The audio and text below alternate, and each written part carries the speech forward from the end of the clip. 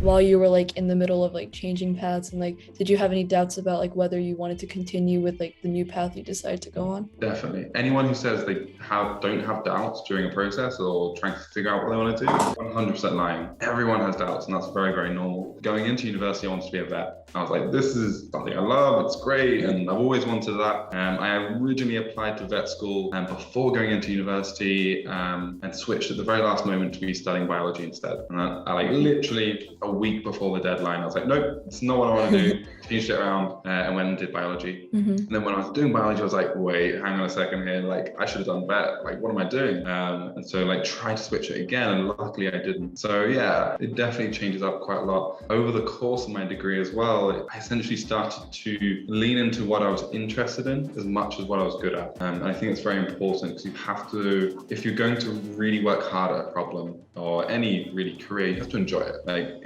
there's a lot more focus on it now than there ever has been, but I don't think enough still has a focus on that, because you really do have to just, if you enjoy what you're working on every single day, then you are more creative, you're more unique in your approach, you're happier, which makes you a better and brighter person, and it makes you more extraordinary, which everyone is. And I fully believe that everyone has a talent. It's just about finding where that talent can fit in. How would you take that and tell high school students what they should do to coincide with your message? Because I found that really inspiring, not to stick with one path and broaden their perspective. It's a hard thing to do because in society at the moment, especially in education, it's not really encouraged, right? Like you're meant to go to school, either go to school, get a job, or go to school, go to college and then get a job. And that's like the expected path. And it often creates a lot of anxiety for parents to then actually say, okay, well, I'm not going to do that. I'm going to do something entirely different. There's a lot of trust that has to be built up there. And I think from any high school student, they've got to understand that their parents,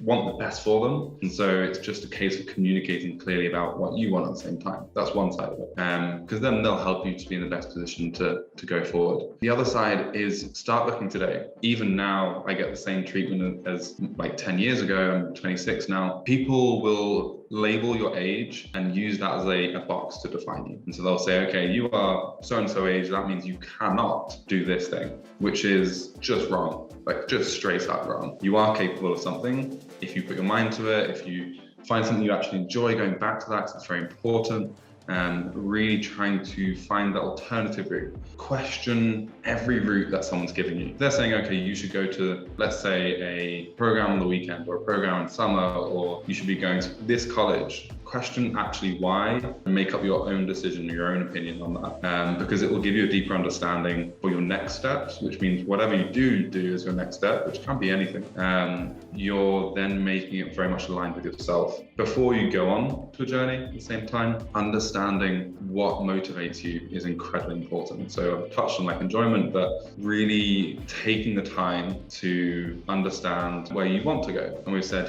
you have doubts, you change your course, you change your path, it's totally fine. But learning why you're changing that path is also as important. And understanding that just because you choose something today doesn't mean you have to do that for the rest of your life.